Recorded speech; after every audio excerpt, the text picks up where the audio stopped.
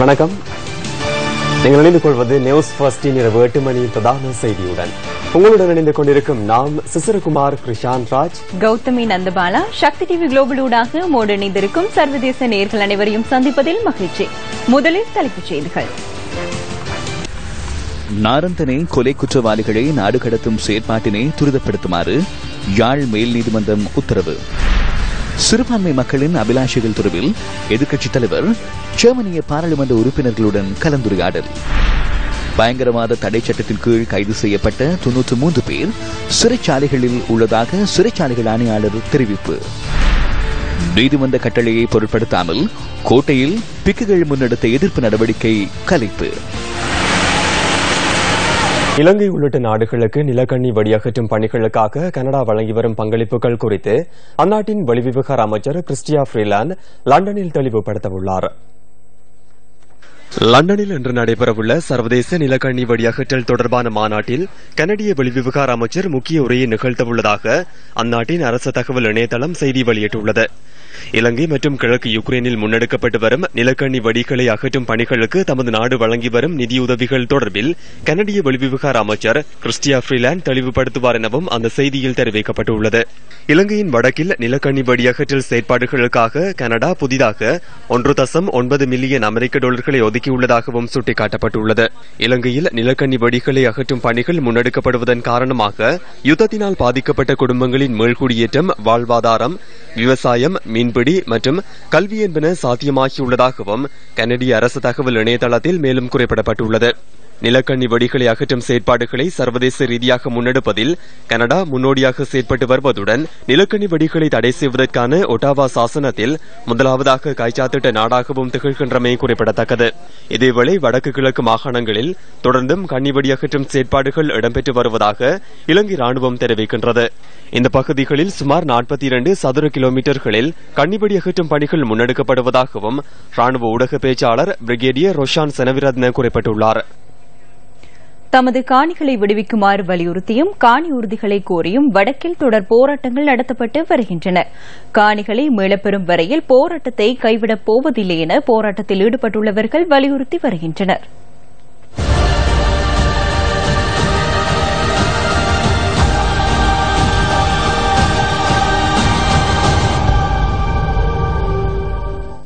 தமது 530 ஏக்கர் காணியை விடுவிக்க கோரி முல்லைத்தீவு கேப்பாப்பிலவு மக்கள் தொடர் கவனஈர்ப்பு போராட்டத்தில் ஈடுபட்டு வருகின்றனர். 35 நாட்கள் முன்னெடுக்கும் போராட்டத்திற்கு எப்போது தீர்வு கிடைக்கும் என்ற எதிர்பார்ப்புடன் காத்திருக்கின்றனர் இந்த மக்கள். இதேவேளை போராட்டத்தில் ஈடுபட்டுள்ள மக்களை சர்வதேச மன்னிப்பு சபையின் பிரதிநிதிகள் பார்வையிட்டனர். தனியாருடைய காணிகள் எவ்வித தீர்வுமின்றி பல வருடங்களாக ராணுவத்தினரால் பிடித்து வைக்கப்பட்டுள்ளன. சில சிறிய அளவிலான காணிகள் விடுவிக்கப்பட்டாலும் பரந்தளவிலான காணிகள் இன்னமும் விடுவிக்கப்படவில்லை. இந்த மக்கள் 9 வருடங்களாக காத்திருக்கின்றனர். இதுதான் சரியான சந்தர்ப்பம். அரசாங்கம் இது தொடர்பில் ஆராய்ந்து நடவடிக்கை எடுக்க வேண்டும். இதற்கு அரசியலமைப்பு திருத்தமோ அல்லது வாக்கெடுப்போ தேவையில்லை. தீர்மானம் ஒன்றை எடுத்து அவர்களுடைய காணிகளை விடுவிக்க வேண்டும். அவர்களுடைய காணிகளை அவர்களிடம் திருப்பிக் கொடுங்கள் என்பதே எங்களுடைய கோரிக்கையாக உள்ளது. முல்லைத்தீவு நீராவிப்பட்டி மக்களும் 5வது நாளாக இன்று கவனஈர்ப்பு போராட்டத்தில் ஈடுபட்டுள்ளனர். 1990ஆம் ஆண்டு குடியேற்றப்பட்ட தமக்கான காணி உரிமத்தை வழங்குமாறு கோரி பன்னங்கண்டி மக்கள் 14 நாட்களாக போராட்டத்தில் ஈடுபட்டுள்ளனர். கடற்படையின் பயிற்சி முகாமாக உள்ள முள்ளிக்குளம் கிராமத்தை விடுவிக்க கோரி 13வது நாளாகவும் இன்று போராட்டம் நடைபெற்று வருகின்றது.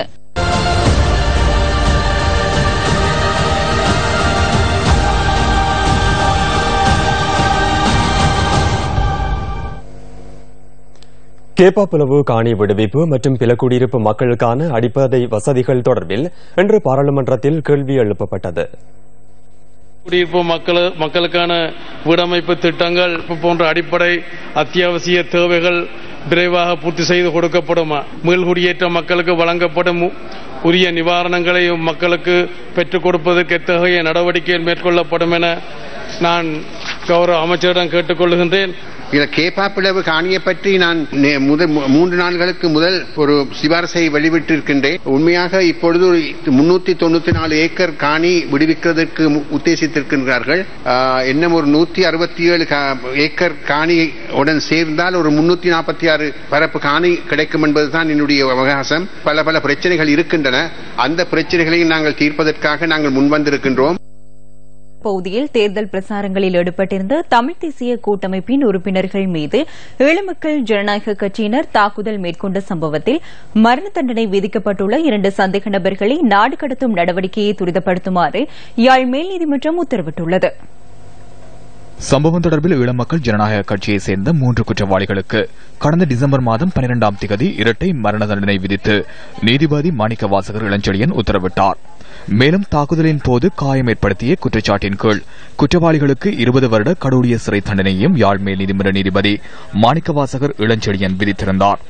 2001ஆம் ஆண்டு நவம்பர் மாதம் 28ஆம் தேதி தீவக பகுதியில் தேர்தல் பிரசாரத்திற்காக சென்றிருந்த தமிழ் தேசிய கூட்டமைப்பினர் மீது அப்பகுதியில் தாக்குதல் நடத்தப்பட்டிருந்தது.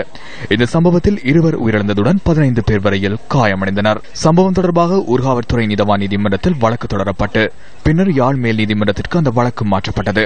அதனைத் தொடர்ந்து வேறு சில காரணங்களுக்காக இந்த வழக்கு 2010ஆம் ஆண்டு திருகோணமலை மேல் நீதிமன்றத்திற்கு மாற்றப்பட்டிருந்தது. மீண்டும் யாழ் மேல் நீதிமன்றத்திற்கு மாற்றப்பட்ட வழக்கின் விசாரணைகள் கடந்த டிசம்பர் 11ஆம் தேதி நிறைவு செய்யப்பட்ட நிலையில் 12ஆம் தேதி யாழ் மேல் நீதிமன்றத்தில் தீர்ப்பு வழங்கப்பட்டது. இதன்போது சம்பவத்துடன் தொடர்புடைய 2 குற்றவாளிகள் இங்கிலாந்தில் தலைமறைவாகியுள்ளதால் அவர்களை உடனடியாக நாடு கடத்தி மன்றில் ஆஜராக்குமாறு உத்தரவிடப்பட்டிருந்தது. இந்த உத்தரவிற்கு அமைய நேற்றைய தினம் பாதுகாப்பு, நீதி மற்றும் வெளிவிவகார அமைச்சர்களினால் அறிக்கைகள் சமர்ப்பிக்கப்பட்டது. குற்றவாளிகளை நாடு கடத்துவது தொடர்பில் சட்டமா அதிபரின் ஆலோசனைகளை பெறுவதாகவும் இதன் அடிப்படையில் மேலதிக நடவடிக்கைகள் முன்னெடுக்கப்படுவதாகவும் அதில் குறிப்பிடப்பட்டிருந்தது. ஏற்கனவே குற்றவாளிகளுக்கு மரண தண்டனை விதிக்கப்பட்டுள்ளதால் அவர்களை நாடு கடத்தும் செயற்பாட்டை துரிதப்படுத்துமாறு யாழ் மேல் நீதிமன்ற நீதிபதி மாணிக்கவாசகர் இளஞ்செழியன் மீண்டும் உத்தரவிட்டுள்ளார். மேலும் குற்றவாளிகளின் தகவல்களை பெற்றுக் கொள்வதற்காக இலங்கைக்கான இங்கிலாந்து தூதுவருக்கும் இங்கிலாந்தில் உள்ள இலங்கை தூதுவருக்கும் நீதிமன்ற உத்தரவு, அமைச்சர்களின் அறிக்கைகள் பிரதிகள் என்பவற்றை அனுப்பி வைக்குமாறும் யாழ் மேல் நீதிமன்ற பதிவாளருக்கு நீதிபதி உத்தரவிட்டுள்ளார்.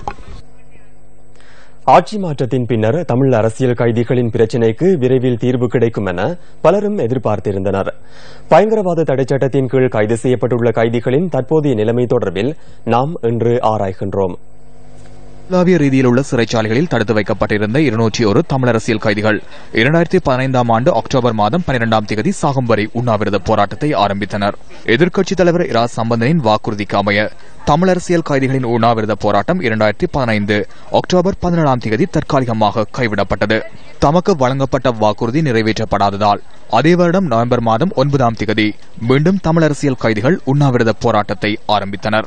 தடுத்து வைக்கப்பட்டுள்ளவர்களில் பலருக்கு புனர்வாழ்வளிப்பதற்கு இணக்கம் காணப்பட்டதை அடுத்து உண்ணாவிரதத்தில் ஈடுபட்ட தமிழ் அரசியல் கைதிகள் 107 பேரும் தமது உண்ணாவிரதத்தை மீண்டும் கைவிட்டனர். இந்த பின்புலத்தில் 2015 டிசம்பர் 10ஆம் தேதி தமிழ் அரசியல் கைதிகளின் வழக்குகளை விசாரிப்பதற்கு விசேட நீதிமன்றம் ஸ்தாபிக்கப்பட்டது. அதன் பின்னரும் பிரச்சினைக்கு தீர்வு கிடைக்காமையினால் கைதிகள் பல தடவைகள் நாட்டில் பல்வேறு பகுதிகளிலும் உள்ள சிறைச்சாலைகளில் உண்ணாவிரதத்தை தொடர்ந்தனர். பின்னர் மேகசின் சிறைச்சாலையில் உண்ணாவிரதத்தில் ஈடுபட்டு வந்த கைதியொருவரும் பிணையில் விடுவிக்கப்பட்ட 8 தமிழ் அரசியல் கைதிகளும் கடந்த வருடம் பிப்ரவரி 24ஆம் தேதி அவர்களின் வழக்குகளிலிருந்து முற்றாக விடுவித்து விடுதலை செய்யப்பட்டனர். பயங்கரவாத தடைச்சட்டத்தின் கீழ் கைது செய்யப்பட்டவர்கள் தொடர்பில் விசாரணை செய்வதற்காக ஸ்தாபிக்கப்பட்ட கொழும்பு விசேட மேல் நீதிமன்றத்தினால் முதன்முறையாக தமிழ் அரசியல் கைதிகள் 2 விடுதலை செய்யப்பட்டனர். அதன் பின்னரும் போராட்டம் தொடர தடுத்து வைக்கப்பட்டுள்ள தமிழ் அரசியல் கைதிகளில் தகுதியானவர்களை புனர்வாழ்வளித்து விடுதலை செய்வதற்கு சட்டமா அதிபர் திணைக்களம் இணக்கம் தெரிவித்துள்ளதாக புனர்வாழ்வு அமைச்சர் DM சுவாமிநாதன் 2016 ஆகஸ்ட் 11ஆம் தேதி தெரிவித்தார். அனுராதபுரம் சிறைச்சாலையில் தமிழ் அரசியல் கைதிகள் 20 பேர் 2016 செப்டம்பர் 21ஆம் தேதி மீண்டும் உண்ணாவிரதத்தை ஆரம்பித்தனர். பின்னர் புனர்வாழ்வு பெறுவதற்கு தகுதியான 23 தமிழ் அரசியல் கைதிகளின் பேர் விவரங்களை சட்டமா அதிபர் திணைக்களம் நீதி அமைச்சுக்கும் புனர்வாழ்வு அமைச்சுக்கும் அனுப்பி வைத்தது. அதன் பின்னர் கொழும்பு மேகசின் மற்றும் பூசா மற்றும் அனுராதபுரம் சிறைச்சாலைகளில் தடுத்து வைக்கப்பட்டுள்ள தமிழ் அரசியல் கைதிகள் மீண்டும் உண்ணாவிரதத்தில் ஈடுபட்டனர். 100க்கும் அதிகமான தமிழ் கைதிகள் இன்னும் தடுப்பில் உள்ளதாக அரசியல் கைதிகளை விடுதலை செய்யும் தேசிய அமைப்பின் இணைப்பாளர் அருட்தந்தை சக்திவேல் தெரிவித்தார். யுத்தம் முடிந்து 8 ஆண்டுகளை கடந்து கொண்டிருக்கின்ற இந்த சூழ்நிலையிலும் தற்போது பதவியில் இருக்கின்ற அரசாங்கமும் அரசியல் கைதிகளை அரசியல் கைதிகளாக ஏற்க மறுக்கின்றது. அவர்களை பயங்கரவாதிகள் என்றே கூறுகின்றார்கள். இன்று 13 சிறைச்சாலைகளிலே அரசியல் கைதிகள் பல்வேறு விதமான துன்பங்களை அனுபவித்துக் கொண்டிருக்கின்றார்கள். புதிய அரசாங்கம் பதவிக்கு வருவதற்கு தமிழ் மக்கள் தங்களுடைய முழுமையான வாக்குகள் அளித்திருக்கின்றார்கள். அவர்கள் வாக்களித்து கூறியது அரசியல் பிரச்சனைக்கு தீர்வு வேண்டும், அதே போன்று அரசியல் கைதிகள் விடுதலை செய்யப்பட வேண்டும் என்பதாகும். இந்த சூழ்நிலையிலே இந்த 150 குறைவான அரசியல் கைதிகளை விடுதலை செய்ய மறுப்பது ஏன்? இங்கு இருக்கின்றவர்கள் மீண்டுமாக தங்களுடைய வீடுகளுக்கு செல்ல விரும்புகின்றார்கள், தங்களுடைய மனைவி பிள்ளைகளோடு வாழ விரும்புகின்றார்கள். எனினும் பயங்கரவாத தடைச்சட்டத்தின் கீழ் கைது செய்யப்பட்டுள்ள 93 கைதிகள் இன்னும் சிறைச்சாலைகளில் தடுத்து வைக்கப்பட்டுள்ளதாக சிறைச்சாலைகள் ஆணையாளர் துஷார உப்பல்தேனியே இன்று தெரிவித்தார். பாதுகாப்பு தரப்பினரிடம் ஒப்படைக்கப்பட்ட தமது உறவுகள் எங்கே என்ற கேள்விகளுடன் காணாமலாக்கப்பட்டோரின் உறவினர்கள் தொடர்ந்து போராடி வருகின்றனர்.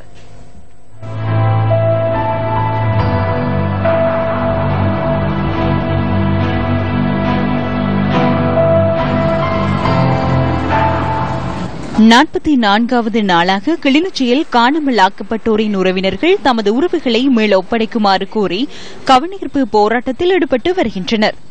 என் பிள்ளை இருக்கிறார், அவர் உயிரோட இருக்கிறார், அவரை பார்த்து எனக்கு எடுத்து தாருங்க. ஜனாதிபதிக்கும் கடிதம் எழுதி அனுப்பினான். அவரும் சொன்னார், நான் பரிசீலனை செய்து உங்களுக்கு மறுமொழிக்கு எதில விரைவில் அனுப்புறேன். அதுக்கப்புறம் எந்த தகவலும் இல்லை. எனக்கு மனித உரிமை ஆணைக்குழுவில இருந்து 8-9 கடிதம் வந்திருக்குது. விசாரணைக்கு முழங்காவில போனான். இப்ப இந்த பூனரி ஏஜிஎஸ்க்கு விசாரணைக்கு போனான். எந்த விதமான பதிலும் இல்லாம இருக்கிறான். என் பிள்ளைய அங்கேயாண்டு தேடி பார்த்து எடுத்து தாருங்க. என் பிள்ளை இருக்குது. 40வது நாளாக தொடர்கின்றது வவுனியா காணாமல் ஆக்கப்பட்டோரின் உறவினர்களின் போராட்டம். இறுதிக்கட்ட யுத்தத்தில் சரணடைந்த பின்னர் காணாமல் ஆக்கப்பட்ட உறவுகளுக்கு என்ன நேர்ந்தது என்ற கேள்விகளுடன் முல்லைத்தீவு மக்களின் போராட்டம் 28வது நாளாகவும் தொடர்கின்றது. எங்களுக்கு ஒரு சொந்த பந்தம் உண்டு இல்லை. நாங்க ஒரு அனாதையர் மாதிரி எங்களை குடும்பம் நாங்களும் சரியான கவலைப்பட்டு கஷ்டப்பட்டு கொண்டு வாழ்ந்து கொண்டு இருக்கோம். எங்களுக்கு எப்பதான் நல்ல முடிவு தர போகணும். எங்களை பிள்ளைய நாங்க இப்ப பார்க்க போறோம். எங்களை பிள்ளையில இப்ப காட்ட போயினோம். இன்றைக்கு என் பிள்ளைய நான் காண்டு 8-9 வருஷமா போகுது. எனக்கு இன்னும் ஒரு முடிவு இல்லாம இருக்கு. என் பிள்ளைய முகமா இப்ப நான் சந்திக்க போறேன். இந்த ஆண்டவர் தான் எனக்கு வழிவாசலத்திலிருந்து தரணும். காணாமல் ஆக்கப்பட்டோரின் உறவினர்கள் வடமராட்சி கிழக்கு மருதங்கேணி பிரதேச செயலகம் ஒன்றில் 21வது நாளாக இன்றும் போராட்டத்தில் ஈடுபட்டனர். கிழக்கு மாகாண ஆளுநர் அலுவலகத்திற்கு முன்பாக 31வது நாளாகவும் போராட்டம் நடத்தப்படுகின்றது. நானா இங்க இருந்தாலும் என்ற புருஷனை கண்டுபிடிச்சு தர வேண்டும் என்று அரசாங்கத்திட்ட கேட்டுக்கொள்கிறோம். ஆனா போராட்டத்தை கைவிட மாட்டோம். எவ்வளவு தூரம் போராடணுமோ அவ்வளவு தூரம் நாங்க போராடி கொண்டே இருப்போம். என்ற பிள்ளைகள படிப்பு இதுக்காக உதவி செய்ய வேண்டும் என்று இந்த அரசாங்கத்திட்ட கேட்டுக்கொள்கிறோம்.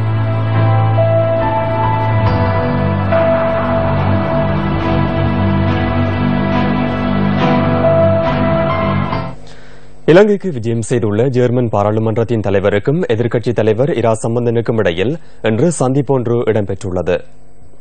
பாராளுமன்ற கட்டட தொகுதியில் அமைந்துள்ள எதிர்க்கட்சித் தலைவரின் அலுவலகத்தில் இந்த சந்திப்பு இடம்பெற்றுள்ளதாக எதிர்க்கட்சித் தலைவரின் ஊடகப் பிரிவு குறிப்பிட்டுள்ளது.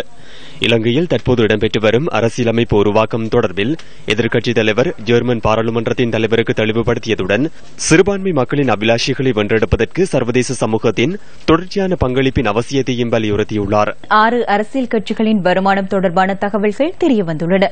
தேர்தல்கள் ஆணைக்குழுவிற்கு அரசியல் கட்சிகள் வழங்கியுள்ள நிதி அறிக்கைகளுக்கு அமைய இந்த தகவல்கள் உறுதிப்படுத்தப்பட்டுள்ளதாக கெஃபே எனப்படும் சுதந்திரமானதும் நீதியானதுமான தேர்தல்களுக்கான மக்கள் அமைப்பு விடுத்துள்ள அறிக்கையில் தெரிவிக்கப்பட்டுள்ளது.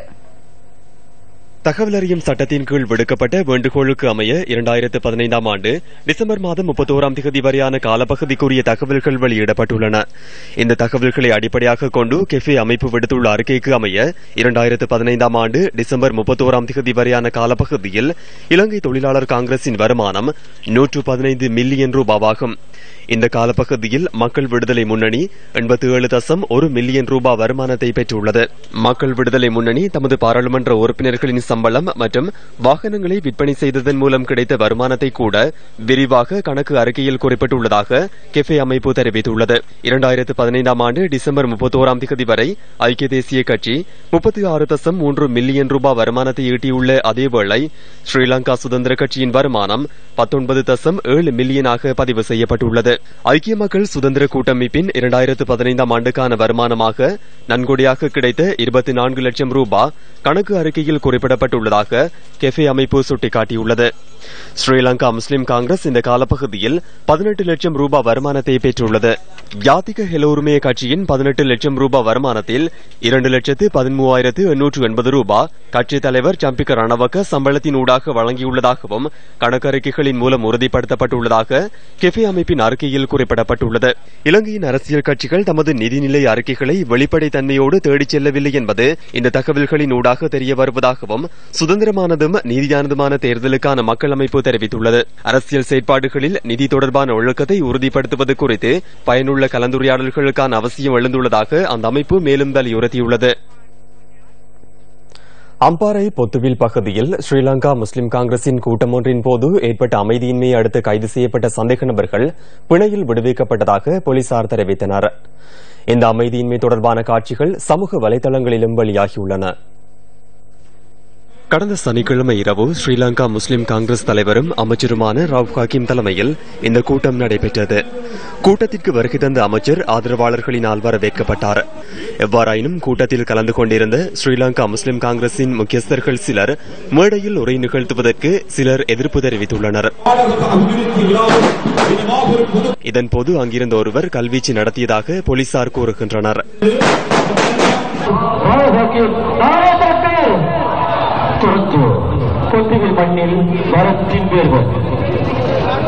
அன்புக்குரிய சகோதரர்களே,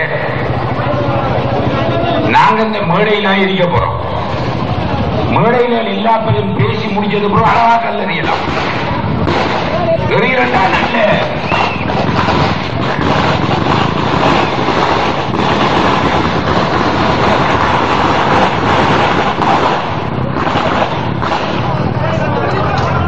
நல்ல நல்ல கருங்கல்லும் கிடக்கு, அதுல பிரச்சனை இல்லை. ஆனா கதையை முழுமையா கேளுங்க. இங்கே பேசுகின்றவர்கள் எதை பேசுகின்றார்கள் என்று கேளுங்க. உங்களை இந்த இடத்திற்கு அனுப்பியவர்கள் பேச விடாமல் தடுப்பதுதான் அவர்களின் நோக்கம்.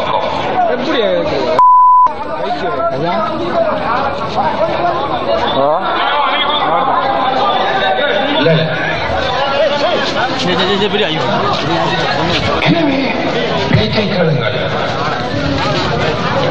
போலீஸ் ஜீப்பில் ஏற்றி அனைவரும் விடுதலை செய்யப்படுவார்கள். நம்பிக்கையோடு இருங்கள். ஆனால் இந்த கூட்டத்தை தயவு செய்து பேச விடாமல் குழப்பி விடாதீர்கள். இந்த கூட்டத்தை குழப்பி இந்த கூட்டத்தில் முஸ்லிம் காங்கிரசுக்கு பேச விடாமல் கல்வீச்சு நடத்தியவர் கைது செய்யப்பட்டு அன்றைய தினமே பிணையில் விடுவிக்கப்பட்டதாக போலீசார் தெரிவித்தனர். இந்த சம்பவத்தை அடுத்து முஸ்லிம் காங்கிரசின் பொதுக்கூட்டம் நடைபெற்றுள்ளது. துளை பிடரத் மலை பகுதியில் உள்ள 15 குடும்பங்களைச் சேர்ந்த மக்கள் வேறு பகுதியொன்றில் தங்க வைக்கப்பட்டுள்ளனர். நேற்றிரவு பெய்த கடுமழையை அடுத்து குறித்த பகுதியில் உள்ள வீடுகளில் நீர் உட்புகுந்ததுடன் சுவர்களிலும் வெடிப்புகள் ஏற்பட்டுள்ளன. ஹபுதலை பிடரத்மலை பகுதியில் உள்ள 15 குடும்பங்களைச் சேர்ந்த 46 பேர் அருகிலுள்ள மண்டபம் ஒன்றில் தங்க வைக்கப்பட்டுள்ளதாக எமது செய்தியாளர் தெரிவித்தார். கடந்த 3 வருடங்களாக மண் சரிவு அபாயத்திற்கு மத்தியிலேயே தாம் வாழ்ந்து வருவதாகவும் இதுவரையில் தமக்கு எந்தவித தீர்வும் வழங்கப்படவில்லை எனவும் இந்த மக்கள் குறிப்பிடுகின்றனர். இங்க மழை வந்தா எல்லாம் வந்து பாக்குறாங்க. மழை வராட்டி இங்க யாரும் வர மாட்டேங்கிறாங்க. வந்து தண்ணி வீடெல்லாம் தண்ணி சரியான தண்ணி நிறைஞ்சிருச்சு. நாங்க நேத்து வந்து படுக்கிற இடம் இல்லாம தண்ணி வீட்டுக்குலாம் வந்துருச்சுங்க. காணுங்க எல்லாம் பிளாக் ஆகி வீடு செவரெல்லாம் இடிஞ்சிருக்கு. சின்ன பிள்ளைங்களை வச்சுக்கிட்டு எங்களுக்கு இருக்கவே இடம் இல்லாம இருக்கு. நாங்க சின்ன பிள்ளைகளை வச்சுக்கிட்டு இவ்வளவு நாளா 3 வருஷமா நாங்க இவ்வளவு கஷ்டப்படுறோம். எங்களுக்கு வீடு தர்ற இந்த ரெண்ட் வந்து பாத்துட்டு போறாங்க. ஆனா எந்த நடவடிக்கையும் எடுக்க மாட்டேங்கிறாங்க. பிறந்து 24 மணித்தியாலம் கடப்பதற்கு முன்னர் சிசுவை பொல்லால் அடித்து கொலை செய்து எரியூட்டிய பெண்ணொருவரை புதுக்குடியிருப்பு போலீசார் கைது செய்துள்ளனர். முல்லைத்தீவு மல்லிகைத்தீவு பகுதியில் நேற்று அதிகாலை இந்த கொடூர சம்பவம் இடம்பெற்றுள்ளது. 2ஆம் திகதி ஞாயிற்றுக்கிழமை இரவு 11 மணியளவில் மல்லிகைத்தீவு பகுதியில் பெண்ணொருவர் குழந்தையை பிரசவித்துள்ளதுடன் மறுநாள் அதிகாலை 6 மணியளவில் கொலை செய்துள்ளதாக போலீசார் தெரிவித்தனர். இந்த பெண் சிசுவை உரப்பையொன்றினுள் இட்டு பொல்லால் அடித்து கொலை செய்த பின்னர் எரியூட்டியுள்ளதாக போலீசார் குறிப்பிட்டனர். பெண்ணின் 14 வயது மகள் அதிகாலை பாடசாலைக்கு சென்று ஆசிரியர் ஒருவரிடம் சம்பவத்தை கூறியதை அடுத்து அந்த ஆசிரியர் போலீஸ் அவசர அழைப்பு இலக்கத்திற்கு முறைப்பாடு செய்துள்ளார்.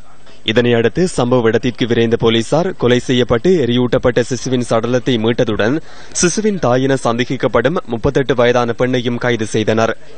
சந்தேக நபரான பெண் முல்லைத்தீவு நீதிமன்றத்தில் ஆஜர்படுத்தப்பட்டதை அடுத்து அவரை எதிர்வரும் 7ஆம் தேதி வரை விளக்கமறியலில் வைக்குமாறு உத்தரவு பிறப்பிக்கப்பட்டுள்ளது.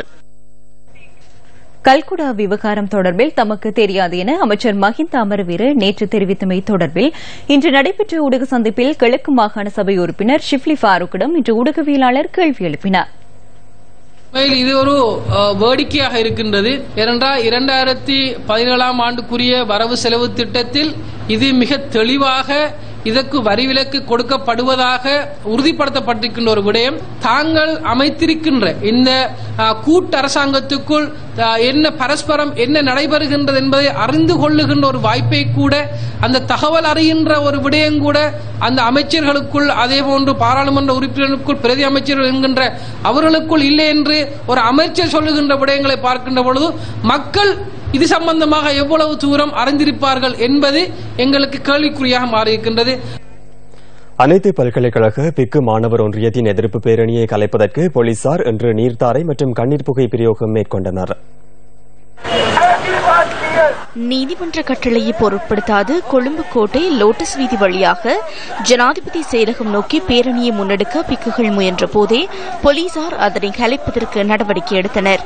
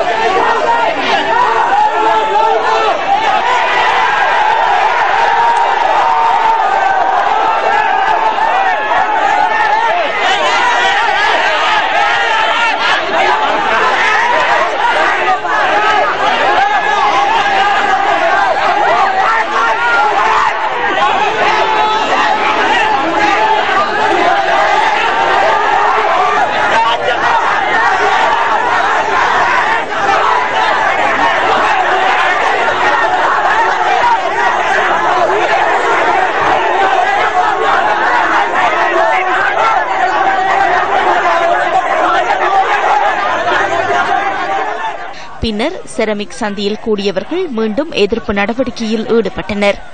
இதன்போது போலீசார் அவர்களை கலைப்பதற்கு நீர்த்தாரை பிரயோகம் நடத்தினர்.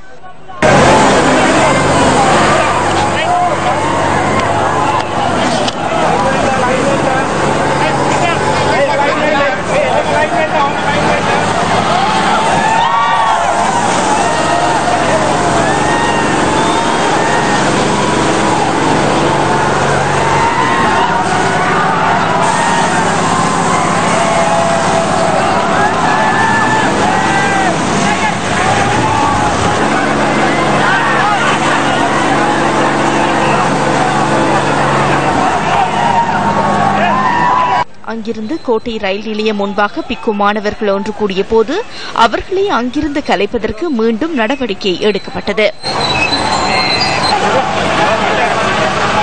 தனியார் மருத்துவக் கல்லூரியை மூடுமாறு வலியுறுத்தியே இந்த எதிர்ப்பு நடவடிக்கை ஏற்பாடு செய்யப்பட்டிருந்தது. பல்கலைக்கழகங்களுக்கு அனுமதிக்கப்படுகின்ற பிக்கு மாணவர்களின் எண்ணிக்கை குறைக்கப்பட்டுள்ளதாகவும் இதன்போது குற்றம் சுமத்தப்பட்டது. இந்த எதிர்ப்பு நடவடிக்கையால் அலுவலக ஊழியர்கள் மற்றும் பொதுமக்கள் மிகுந்த அசௌகரியத்தை எதிர்நோக்க நேரிட்டது.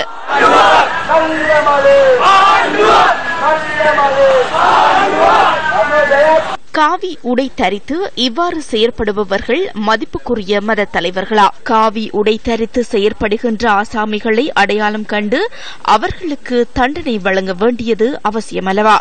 உண்மையான பௌத்த துறவியாக இருந்தாலும் இத்தகைய செயற்பாடுகள் பௌத்த சாசனத்திற்கு ஏற்புடையதா?